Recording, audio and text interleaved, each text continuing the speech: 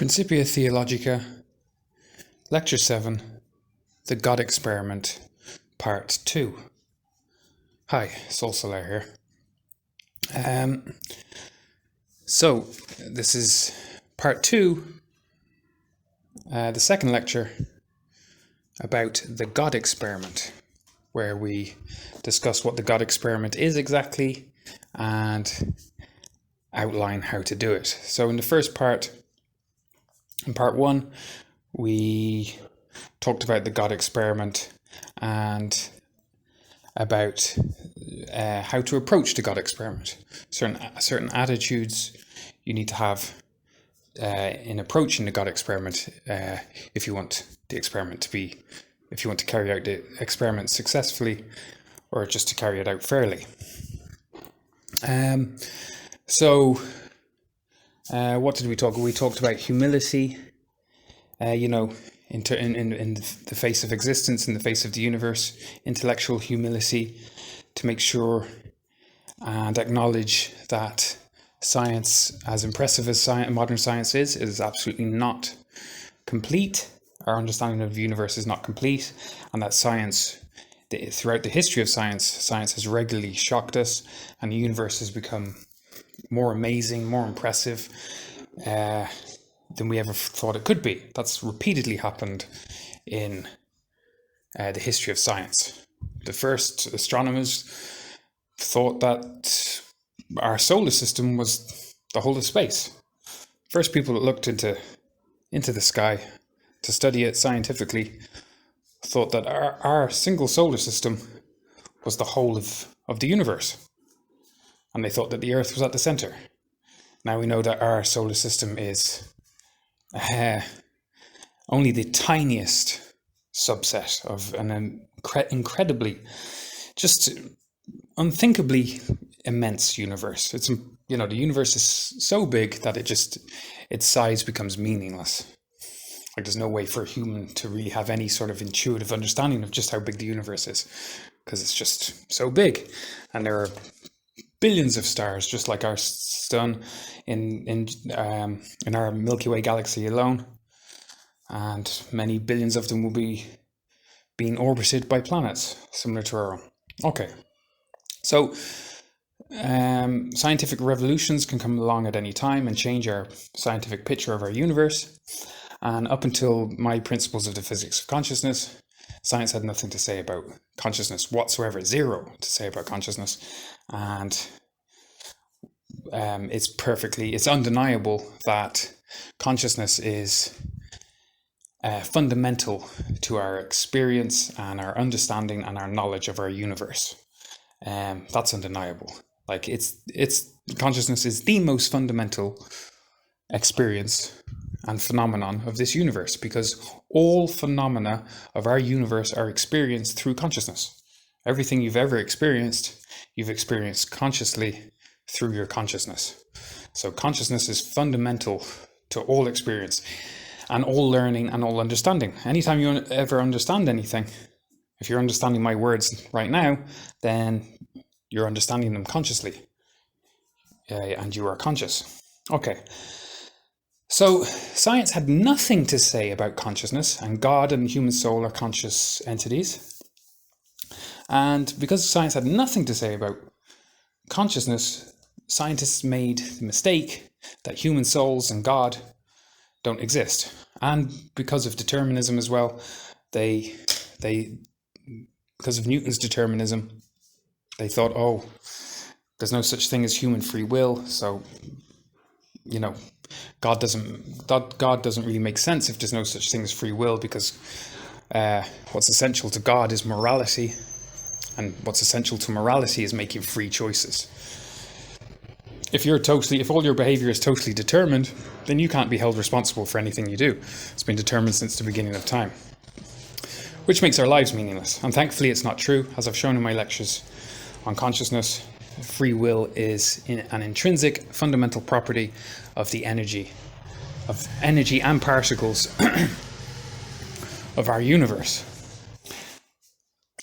And given that you yourself are a configuration of nothing except these basic energy and particles, free will is also intrinsic to you. But you can study that more in my lectures on the physics of consciousness. But that makes life meaningful. You don't have total free will, you have limited free will. You can choose between limited sets of possible future actions that you can imagine to instantiate. So, for example, at the moment you can imagine standing up and walking around, and you can choose to do that or not. And that is an actual, genuine, free choice. Okay, so yeah, now we have an understanding of consciousness. It changes our scientific picture of our universe, and compared to the old picture, which is much different, the universe was totally devoid of consciousness. The universe had never had any conscious experience for 14 billion years, and our conscious experience is just an anomaly, a brief anomaly, and then we are wiped out for eternity. Now we have a new picture where the universe has been conscious since the beginning of time, and it's been consciously evolving since then. And after 14 billion years, many immense intelligences, or one singular immense intelligence, that would be the mind of the entire universe, has fine-tuned itself. And one thing that's important to note is that my physics solves the fine-tuning problem, which is an old problem in science that hasn't been solved till now, which is, why is the universe so finely tuned to facilitate the evolution of creatures such as ourselves? Science has been unable to answer this question, but if you, as you saw in lecture 5, was it? The Mind of God? No, lecture 4, I think maybe. The Mind of God. The physics of consciousness does provide an intuitive, logical answer to the fine-tuning mystery, which is that the universe is conscious and is consciously and intelligently guiding its own physical evolution to facilitate the evolution of more complex formations. So if we look at the history of the universe just keeps getting more and more complex. The Big Bang state was exceedingly simple. It was all the energy crammed into one spot, and it was totally homogeneous. There were no objects, there was no differentiation, and now it's expanded. And over 14 billion years, it's evolved into all the stars and galaxies. And on Earth, over the past few billion years, we've started with simple, life started out simple on Earth. Simple organisms, single cell, simple organisms. And evolution, what the basic energy of our universe tends to do is evolve into more and more complex, more and more intelligent forms. And we, at the moment, are the pinnacle of that evolution on Earth, because we're the most complex conscious creatures, and we're the most intelligent complex creatures. But that evolution is going to continue on into the future. And we can see how rapidly this evolution is taking place. This species is getting more intelligent and more creative and more technologically advanced at an incredibly rapid rate. We are reaching a point where we can solve all the problems, basically. Like, if we don't solve our environmental problems, it will just be our fault. Like, there is no need for us to destroy the earth at all. Our productive technology has reached a level where we can produce enough food and resources in a way that doesn't destroy the earth's ecosystems. Like, our technology has reached that point, and our medical technology is rapidly developing and improving. Oh, and as a side note here, I will say it is important, actually, that my physics of consciousness does start getting attention from the scientific community, because it has a lot of medical implications. In particular, the placebo effect, which is where your thoughts and beliefs can affect your physical well-being and your health. As you know, doctors can give a person a sugar pill, and suddenly the person can find themselves healed of some disease or other, just because they believed they were taking medicine.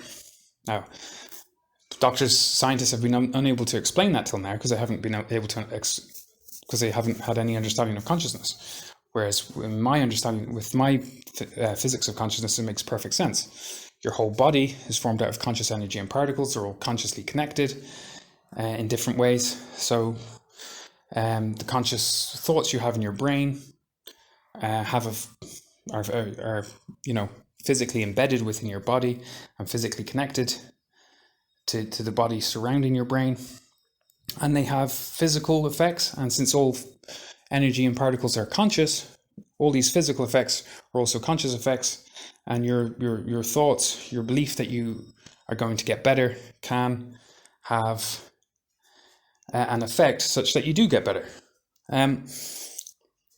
So the development of the placebo effect is one exciting prospect that the physics of consciousness opens up for us for developing treatments, conscious treatments, or developments of the placebo effect for treating things like cancer in non-invasive, non-destructive ways, without having to resort to chemotherapy and destructive forms of treatment like that. I mean, it will take some development, but it could be very revolutionary. I believe it will be. So that's why it's quite a shame that the consciousness community at the moment is choosing to ignore me. But anyway, that's not what we're talking about at the moment. So, humility. With respect to the universe, our scientific understanding of the universe can change, and does change, and it changes in revolutionary ways sometimes, which changes our concept of the universe, or what we think the universe is, what we think we are, and how we think we relate to the universe. Okay, so that's humility, accepting that science doesn't know everything at all yet, and that the universe could still shock you scientifically. In the preceding lectures, we've shown that God and the human soul are plausible scientific realities. We haven't proved them beyond all doubt, but we've shown that they're very plausible. And in the future of the physics of consciousness, I believe that we will prove beyond all reasonable doubt. I'll just wait for this bell to go by. I'm not sure what that is. Someone ringing a bell. What was I talking about? It's always so loud here. Just always, really. So there was an old picture of the universe where God and the human soul seem totally implausible. And that causes fear of death, and it causes the denial of the fear of death. But now we have a new, rigorously scientific theory of consciousness and the universe, written by I'm a theoretical physicist. I can assure you it's scientifically rigorous. That changes our picture of the universe. So as we've seen, the conscious entities, God and the human soul, are now plausible. Scientifically plausible. Not proved beyond all doubt, but I think someday humans will prove their existence beyond all reasonable scientific doubt. Okay. So, and then I would say that privacy is important. If you're going to undertake the God experiment yourself, keep it to yourself. Keep it to yourself. We live in a world, at the moment, the modern world is antithetical to spirituality and God in general. I think that's changing, but there are a lot of scientists out there who will go as far, not all of them of course, but will go as far as to ridicule you if you believe in God, or mention that science, or that God could be a scientific possibility, describable by science. They'll say that's ridiculous, and science proves God is a bunch of primitive, archaic rubbish, So keep it. So if you are a a modern scientific person, there can be a lot of pressure on you to join in and to just say, yeah, it's rubbish, isn't it? It's just stupid old ideas written by cavemen, you know? So I would suggest keeping it totally to yourself, and just seeing what effect the ideas have on you. Okay, so privacy, that's one thing I wanted to mention. So, you also need to spend some time dwelling on your conception of yourself. You need to update your imaginative conception of what you are. Because if you were in the old picture, the old scientific picture, all the energy and particles of our universe were totally devoid of consciousness, just no feeling, no consciousness within themselves at all. And they were just deterministic cause and effect material entities that just bounced off each other and behaved according to cause and effect, determined since the beginning of the universe. And quantum mechanics and my understanding of my interpretation of quantum mechanics and my principles of the physics of consciousness show us that that's wrong.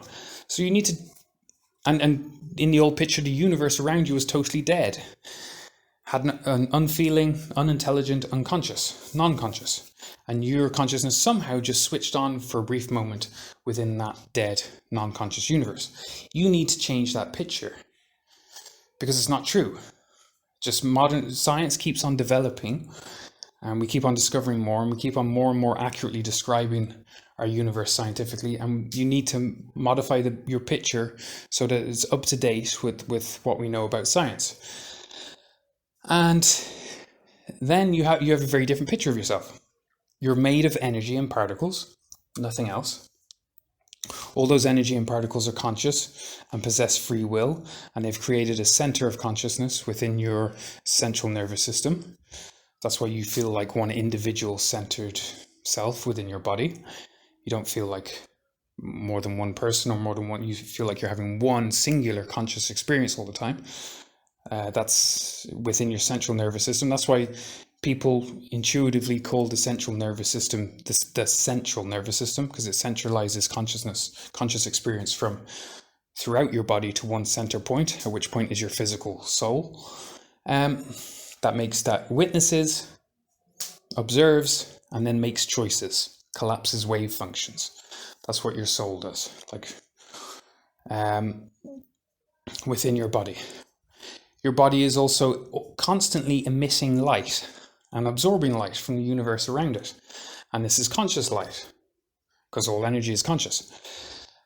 So you are also consciously embedded in the universe surrounding you, and you're consciously connected to the universe around you, and you're constantly emitting light and absorbing light from all the universe around you.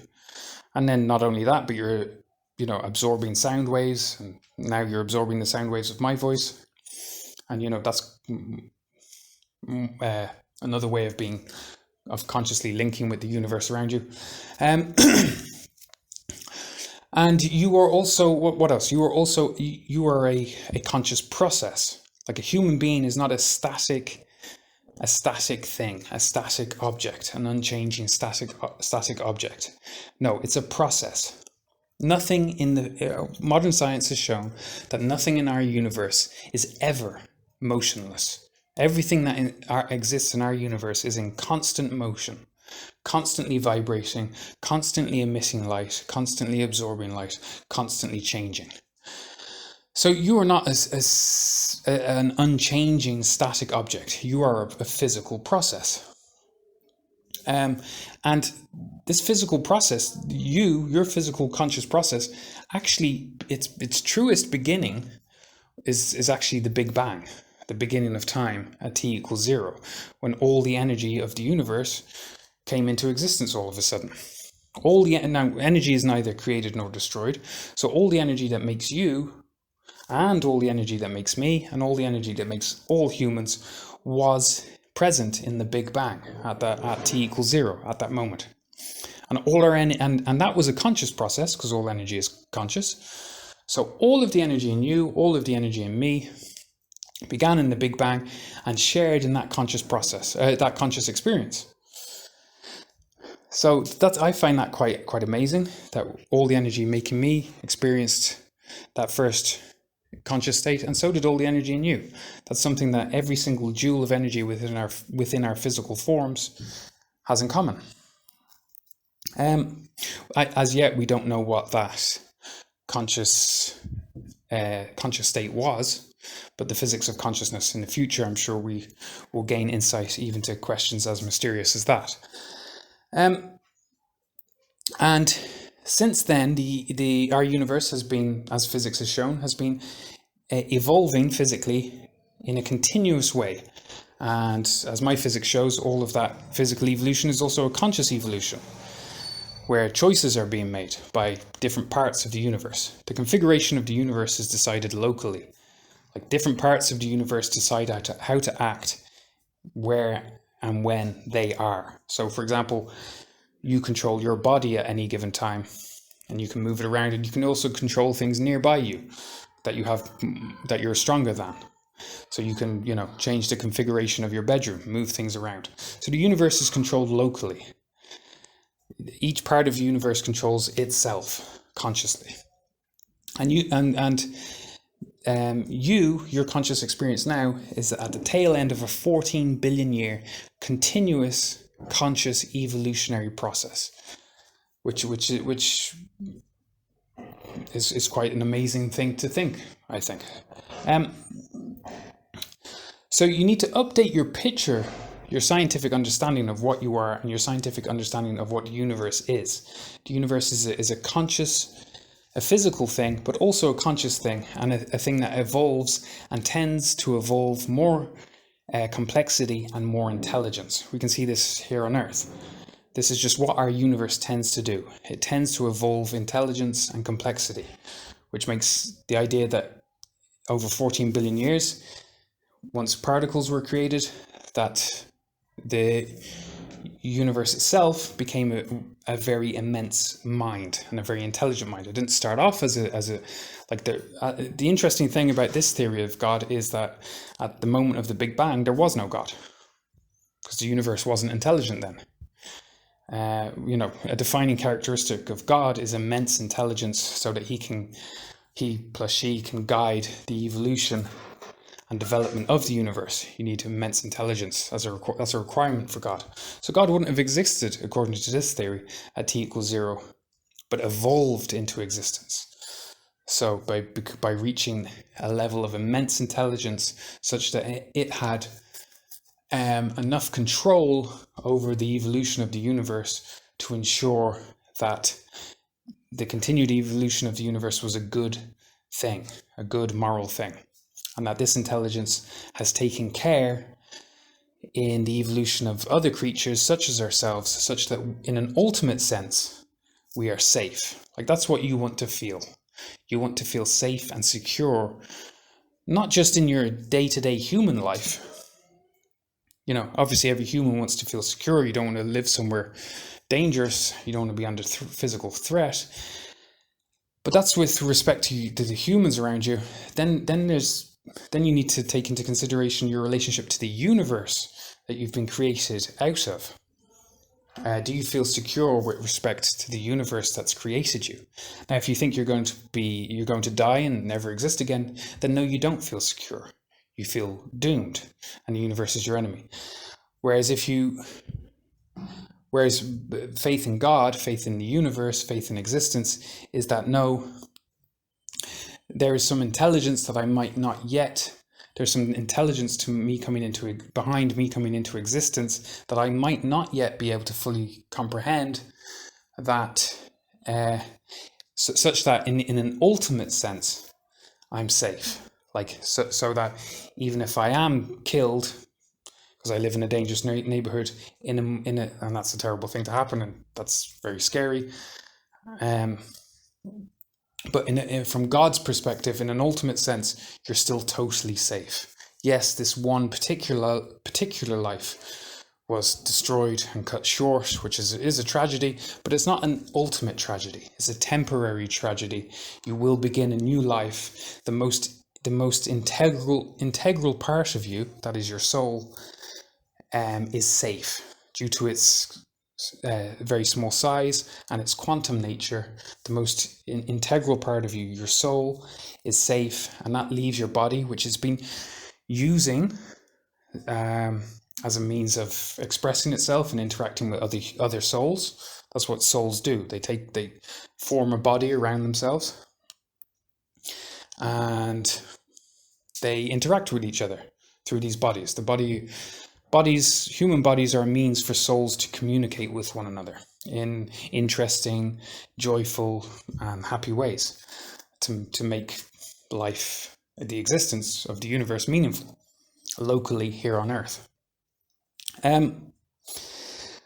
So yes, in an ultimate sense, you want your existence to be a safe and secure thing, so that no matter what happens here to you in this life, in an ultimate sense, it's in the longest, in the long term, you can rest assured that no matter what does happen to you here now in this one life, you are ultimately going to be fine, and it is ultimately going to work out, because your soul, the most important part of you, is safe.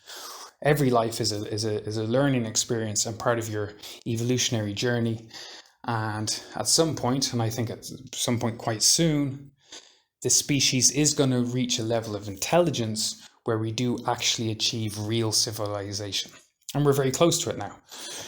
Now what we have now is pseudo-civilization. We're very like Planet of the Apes. Kind of like hairless apes playing at civilization, not quite getting it right yet. If it weren't for the coronavirus slowing us down, we might have destroyed the whole planet. And that's a lack of intelligence. To put profit before the planet is a lack of intelligence.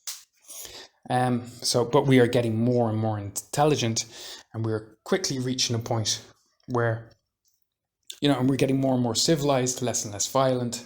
And violence and war, for example, are finite things, and they are provably and measurably decreasing. Now, if they're finite and they're decreasing, then eventually they have to come to zero. And we are just getting more and more intelligent. These mobile phones, the internet, the fact that we have a global language, which is English. Most everyone on the planet speaks English to some extent. Like, I've traveled all over Europe, America, Asia, and I've never needed to learn another language, because everyone speaks English, and that's a great thing.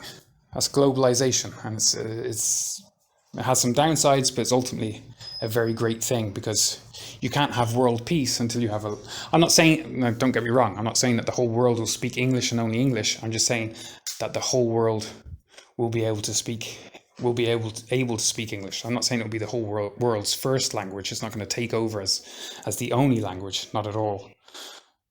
French people still speak French, but German people will still speak German, but they will all speak English as well. Because we need a global language. For world peace, you need a global language, just like you need to use one language. You probably know this, but all pilots have to speak English, and all pilots only ever speak English.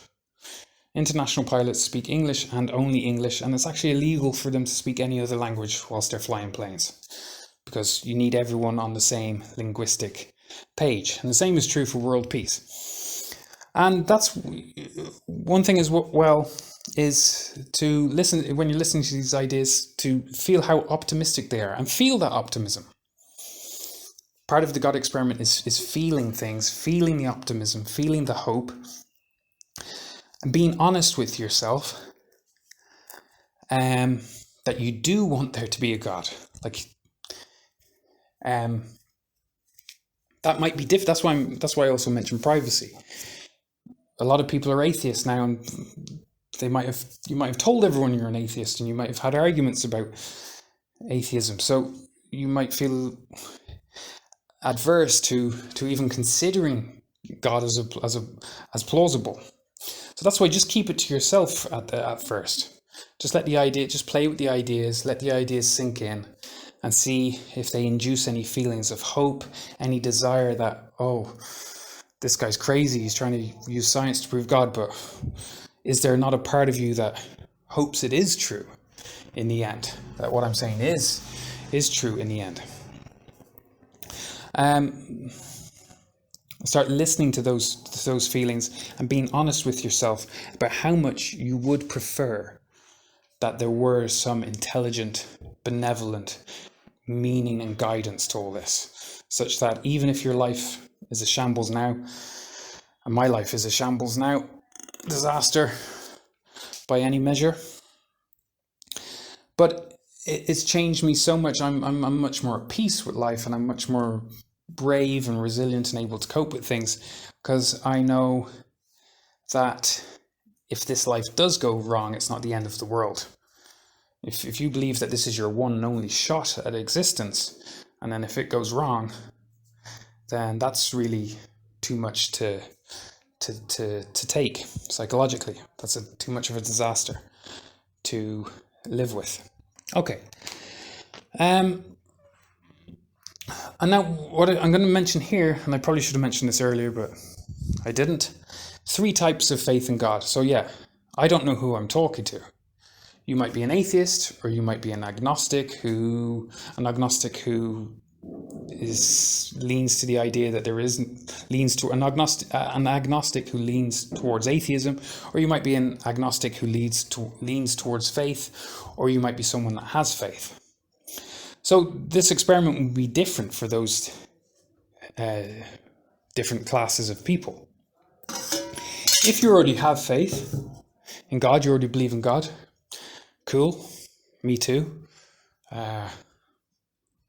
That's great. I like meeting people that believe in, not that I'm not prejudiced against people that don't, but it's just they're quite few and far between. So it's like, oh cool, you believe in God. I like to talk to people about God. I'm a philosopher, so I find the topic philosophically very interesting. So if you already do believe in God, awesome, good for you. Don't worry. These are scientific ideas. These are not an attempt to replace any religion at all. These are an adjunct to whatever. So let's say you might be a Jew, a Christian, a Muslim, a Sikh, a Hindu, a Buddhist, whatever. These ideas are just an adjunct. These don't replace or contradict any of the major religions whatsoever at all. These scientific ideas are totally compatible. You believe in a God who is intelligent and rational, and yes, he's designed the universe that he designed in an intelligent and rational way, and then humans have looked around this universe and then described it, and they've noticed the intelligence and the rush. Someone else shouting now.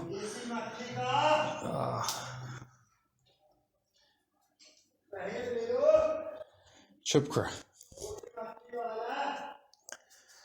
The humans have noticed the intelligence and the rationality, and then they've described it themselves using mathematics and come up with our scientific description of the universe. All I'm saying is that God, I think it's one and the same God. I think he's just been described multiple times. And as I said before, all Jews, Christians and Muslims and Sikhs are all explicitly believing in the same God, because Jesus was a Jew and Muhammad says, I'm talking about the same God as Abraham and Jesus. So I'm talking about that same God. I'm just giving a scientific description of him that can be used to strengthen your faith. Maybe you're a Christian, let's say, and you do believe, but sometimes you doubt, and you hate when you doubt because it makes you scared. And the culture that you live in now makes you doubt regularly because you do believe in science, because science obviously does work, and it is an impressive body of understanding. And you're like, oh God, the scientists are all saying that there's definitely no God. Stephen Hawking insisted that there's absolutely no God. Definitely not. So did Richard Dawkins and Sam Harris say the same. Well, they're wrong. And they haven't thought of these ideas. They haven't contemplated this theory yet. And these ideas have yet to enter their heads. They haven't thought of them. So if you already do have faith, if you already do have a religion, all I'm saying is that your God designed the universe scientifically, because he's immensely intelligent and wanted us to live a non-chaotic life, have a non-chaotic existence, and he wanted us to be able to understand the workings of the universe. So we made it scientific and we've worked it out. And then, of course, if God does exist, as our scientific understanding increases, it will ultimately point to God. So you can use these ideas, if you dwell on them, reflect on them, to increase your faith in God, which is great. But this is not a religion. This is not an attempt to replace any religion at all. It's an adjunct, a scientific adjunct to religion. Though religion and science are very similar things. And as Friedrich Nietzsche pointed out, if it weren't for our religions, we wouldn't have science. Science is an outgrowth of religion. What is religion? An attempt of humans to understand the universe around them and how they're linked to it. That's what the word religion means. That's what the word yoga means. It means to link yourself to the universe surrounding you. What does science mean? The word science, ancient Greek word, means knowledge. Just, you're trying to what are you trying to gain knowledge of? The universe around you. So religion and science in their most fundamental aspects are very similar. And what's going to happen is religion is going to become scientific, science is going to become a part of our religions. But no particular religion is any better than any other. They're just there's different snapshots of the same God taken at different times in human history. Okay, so when atheists say, "Oh, which God should I believe in then? The Hindu God or the Muslim God or the Christian God? And if I was born here, I'd believe in the Jewish God. Which God should I believe in?" The answer is, that one. Exactly. The one pointed to the same one immense intelligence guiding the evolution of our universe that's been described several times at different times in different parts of the world. That one God. Monotheism. The great religious change that humans have made is going from polytheism to monotheism. And science proves monotheism. Okay. So then you need... but then there are people who are agnostic, who aren't sure, and who have studied science, and they're like, yeah, science is painting a pretty bleak oh my God. That's a tongue twister. Science is painting a pretty bleak picture. And I find it difficult to believe in God sometimes. But there's something within me. My life has so much meaning. My relationships are so meaningful. Human life seems so meaningful. We're such creative, amazing creatures. There's so much good in the world. There's something in me that rejects the idea of never existing again after I die. There's just something horrifying and wrong about that. It doesn't seem right or fair that the universe would bring me into existence just to annihilate me against my will. There's just something absurd about that. These lectures, these ideas can help you solidify your faith in God, which is a good thing. That would help you develop much more security, existential security, in terms of your relationship to the universe around you and your existence. And then, of course, there are atheists. I imagine the atheist reaction to all this might be anger, to be honest, and might be a lot of verbal abuse in the comments. Well, but maybe not. Maybe not.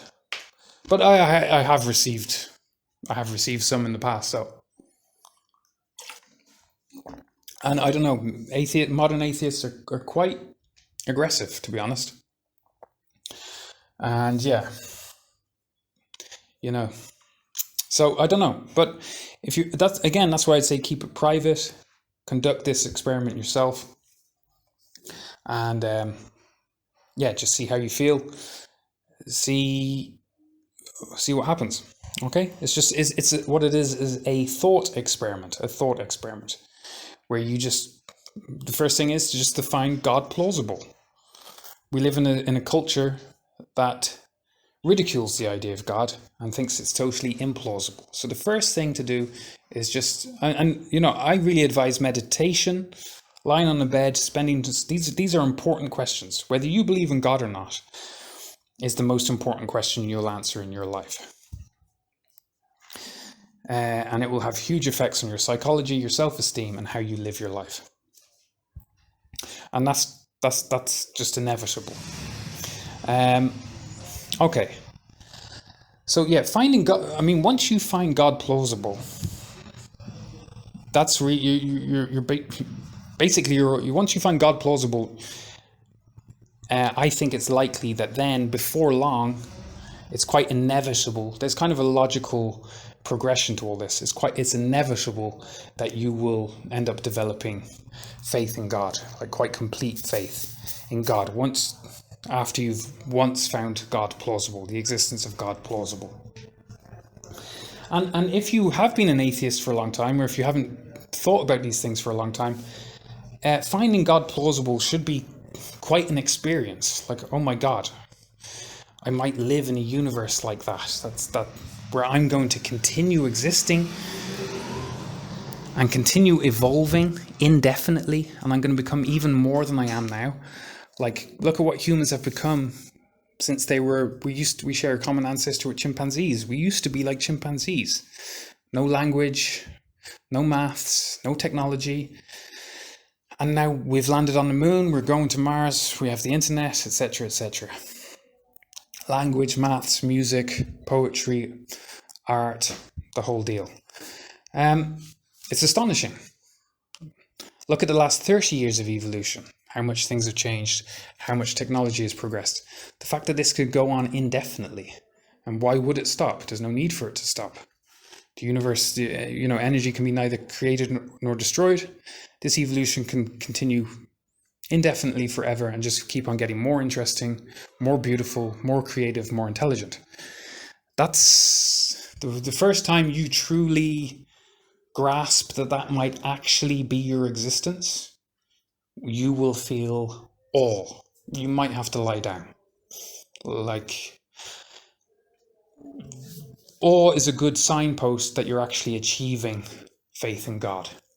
Because, see, the thing is, and you might be someone who thinks that they do believe in God, but you just say that because, there are a lot of different types of beliefs. Some people just say they believe in God because they don't want to contemplate the alternative. So they just say it and they just leave the issue. And they just don't really think about it very deeply. I'm suggesting that you think about it more deeply, and these ideas can help you really, really, really believe to an extent that your life becomes a much more joyful, exciting, astonishing, and awesome experience, where you're just like, you can't believe how wonderful it is to exist, the astonishing miracle of it and the joy of it, even if your current life isn't all that exciting or going all that well. Okay. But then we come to morality. Now we come to morality. So the first thing is to find God plausible. That will take some time, some meditation. It will take studying the principles of the physics of consciousness. They're very easy. I've made them very, very simple. You'll have to learn a little bit about quantum mechanics, but you won't have to do any maths. Just learn the basics, popular science version of quantum mechanics, check the existing interpretations, and then compare them to mine. And see that mine is so much simpler, so much more logical, so much more elegant, so much more intuitive, and just obviously the correct interpretation of quantum mechanics, which shows that all energy and particles are conscious, and all energy and particles possess free will, which is why you live every day of your life making free choices from limited sets of possibilities. Okay, so you'll have to study the principles of the physics of consciousness, because if you really want faith in God, if you want freedom from fear of death, you need to really believe these things. And the only way to really believe them is to dwell on them and think about them and play with the ideas and apply them to the world around you, a lot, until you're convinced. Like, the way that humans learn is through repeated experience. Okay. But it's worth it because it will relieve you of the fear of death, and will make you feel secure in your existence, which is a wonderful way to be. It will also help you take responsibility for your life, realize that your decisions are your own and are yours, and that there is a higher purpose to all this. You're here to learn and evolve. And whilst modern culture doesn't care about moral development, the universe at large cares about moral development more than anything else. So the reason your life might be going not very well, the reason you might be depressed, for some people, is because you're chasing after whatever you're chasing after, whereas the universe actually wants you to be developing morally. And let's say you're one of these modern entrepreneurs who just wants billions of dollars. You're likely to wind up miserable if you chase billions of dollars whilst totally ignoring moral development. Because, like, for example, before I got into spirituality, I was a good boy. Like, when I was a kid, I was a good boy. I was a good son. I was just a good boy until I hit, my teen years. But when I was a kid, I was just a good boy, and everyone told me I was a good boy. I wasn't perfect, but I was a good boy. And so from then on, I just assumed I was a good person.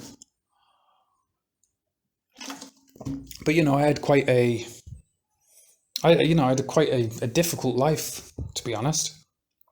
And life is hard, and I was an atheist. I didn't believe in anything. I was, in my own mind, I was just in this cold, dead, dark universe that didn't give a damn about me, and that was going to annihilate me. And I was very scared of this infinite annihilation. And then, but you just got to get on with life, and I did, and,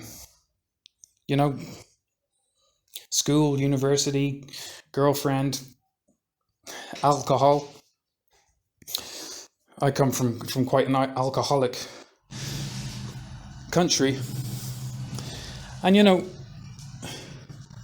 moral improvement wasn't on my mind. Okay? I just was carrying this assumption of my own goodness from childhood, but I wasn't making a concerted, systematic effort at improving myself morally. And people would have said, "Oh, yeah, he's a good guy. He has his failings, but he's a decent guy." I wasn't. Well, I'm not going to get too much into myself at the moment, into my history, but just a systematic approach to my own personal morality wasn't a part of the culture I grew up in. And that's an aspect of religion, is a systematic approach to your day-to-day morality and to develop as a moral person. That's what life is all about, actually, is development as a moral person. Becoming a more and more moral and good person. Whereas in our modern culture, people are just trying to stay young forever, and that's not the point of life. That there's a reason we grow old in the way we do, and it's a moral reason. It's to make us less selfish. But because we don't believe in God, and because we just believe that we're facing eternal annihilation, we don't understand that about life, and we are just trying to stay as happy and as young and as hedonistic as possible for as long as possible, and that causes misery. So yeah, once you find God plausible, the next thing is to say, okay, I haven't been taking God seriously at all. The idea of it, the idea of my soul, I haven't been taking those ideas seriously at all. But now I find them plausible. And the idea that you have a soul, try and find that plausible as well. Reflect on how meaningful your relationships are. Reflect on how meaningful life is. reflect on how you are living your life as if you have a soul.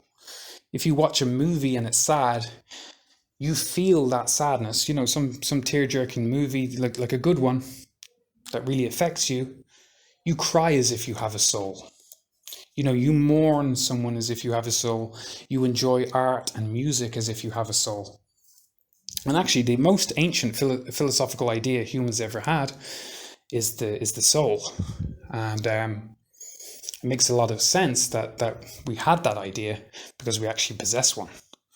Like it makes sense that if we do actually have a soul that does experience life after life, that because we have that, actually do have that experience, that's reflected in the art we produce. And the oldest human artistic and philosophical idea is the human soul. That actually predates the idea of God. You know, at the moment, you know, this is only our 7th lecture. I can make all these things much more plausible as I go into more detail. So keep listening to the lectures. These things will become more plausible and more solidified in your mind as truth. Okay, and you'll find yourself getting more confident, less anxious. For example, if you suffer from anxiety attacks, these lectures, the study of these lectures is an antidote to anxiety attacks. I didn't suffer too much with anxiety attacks, but I've certainly had a few of them, and I used to have terrible social anxiety, and now I have absolutely none, which is great. That's a great change.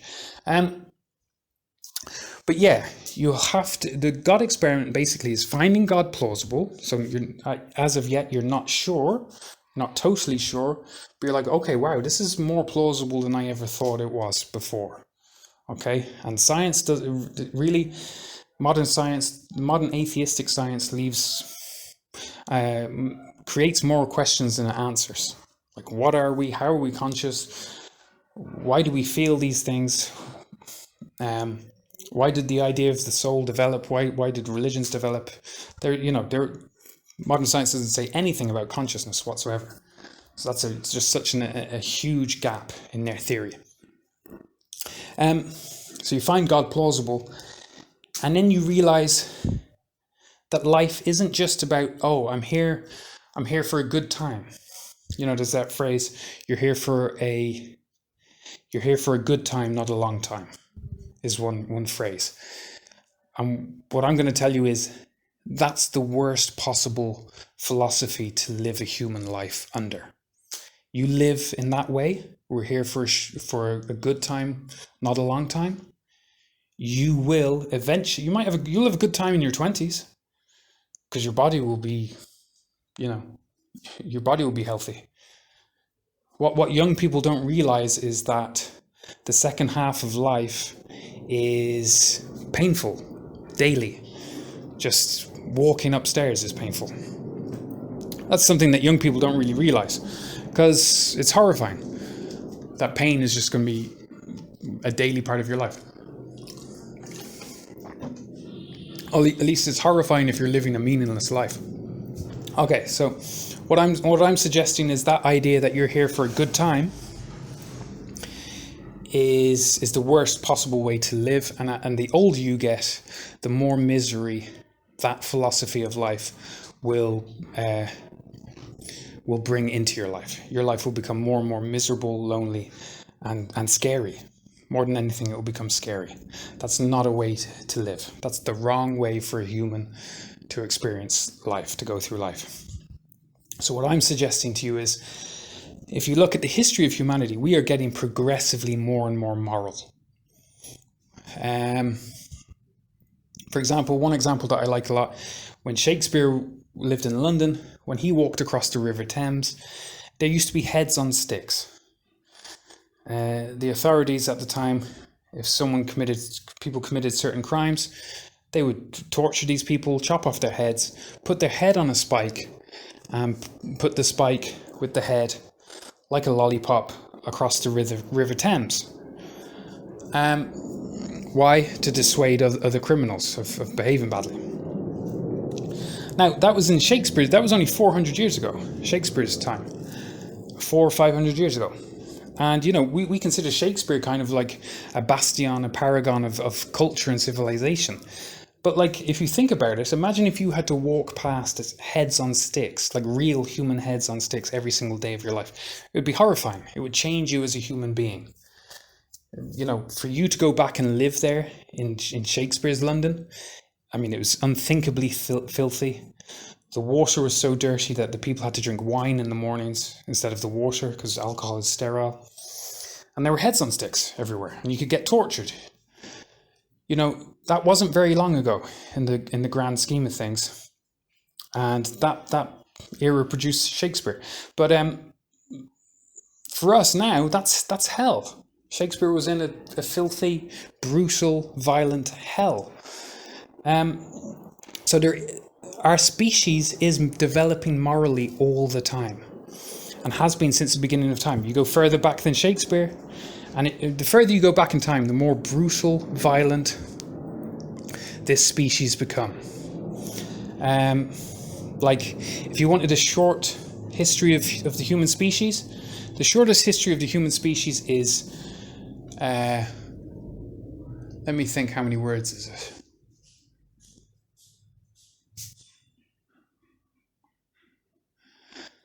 The shortest history of the human species to date is war, genocide, rape, basically. That's just what we've been doing for thousands of years, more than anything. You go back a few thousand years, then every single female's first time was rape, to be frank. And we're changing. We're developing morally all the time. We are not perfect by any means, that's obvious. To suggest that we're perfect now with the world in the condition that it's in is obviously absurd. But we are developing morally. So the point of evolution is one of the key points, probably the most important point of evolution is moral evolution. And therefore, the most important part of your life is moral development. And therefore, if you are not taking moral improvement seriously, at least as seriously as you take your physical health, and people are willing to go and count to 10 for 12 hours a week in the gym and weigh their chicken to the gram and take all these supplements and protein powders and all this awful, boring, sorry, that's a personal opinion, it's like boring. Kind of boring, to get a real big body, you have to live a kind of boring life, it would seem to me. Anyway, but people are very systematic about it. People are willing to give that attention. Why? Because they want that perfect body, because we live in a modern world where people are obsessed with material things, and therefore we're obsessed with the body and we neglect the soul. So what I'm suggesting is you find God plausible. I'm trying to wrap up now. Find God plausible and then start thinking about, and that will involve studying the principles of the physics of consciousness, and then start thinking about taking a systematic approach to your moral development. And I'll talk about that more in upcoming lectures, but that will involve reading spiritual literature, reading different Bibles, engaging with our existing religions in a meaningful way, if you want. Maybe you really hate religion. None of this is mandatory. Maybe instead of engaging with religion, you listen to someone like Alan Watts, or person like that. Finding some spiritual literature, some spiritual people that do speak to you in a way that resonates with you.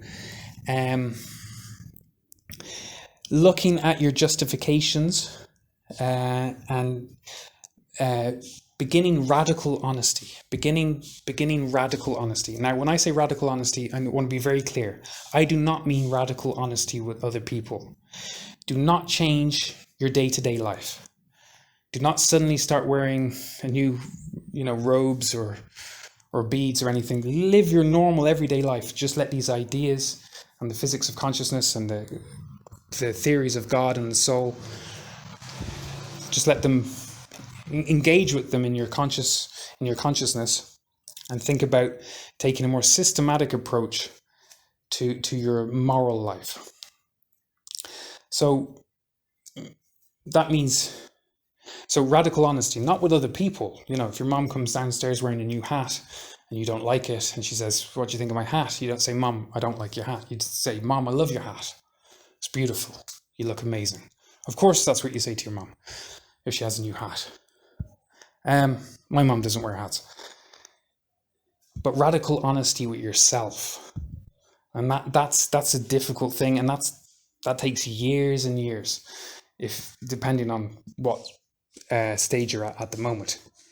And there are things like shadow work, which is intimately related to that.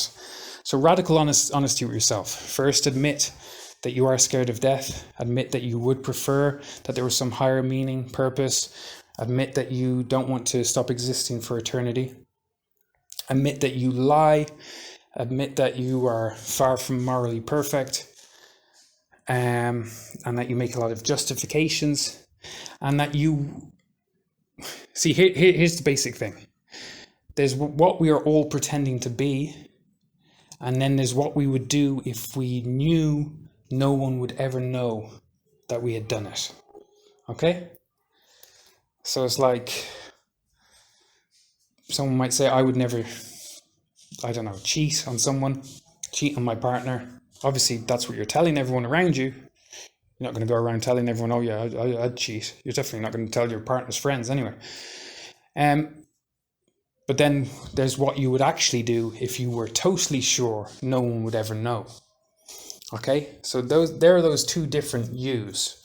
The one that you're pretending to be and the one that you actually are. And maybe they're to say, for some people just, based on their childhood and their upbringing, they just are already there. But the idea is to align as much as, to become someone whose behavior wouldn't change at all, even if they knew no one was looking. And that, and to find out where your moral weak spots are. Maybe you'd never cheat on a partner, but maybe you would steal money if you got an opportunity. Yeah, okay, that's a long time, so I'm not sure if I said everything I wanted to say. But yeah, it's just an interesting thing to think about, a systematic approach to morality. I'll discuss it more in following lectures. I also want to discuss the theodicy. The theodicy is, how do we reconcile the fact that there's so much evil and suffering in the world with the idea that God does care about us and our well-being and our futures. So, and that particular problem has a name, which is theodicy, and I want to discuss the theodicy in the next lecture, where I explain how we can reconcile the idea of a good God despite the fact that all these terrible things are happening. Basically, the solution is a soul that is immortal and survives any experience here on earth. Okay. So yeah, we'll discuss these things further. If you have any questions or anything you'd like me to discuss, then please let me know in the comments. Thanks for listening. Take care. All the best.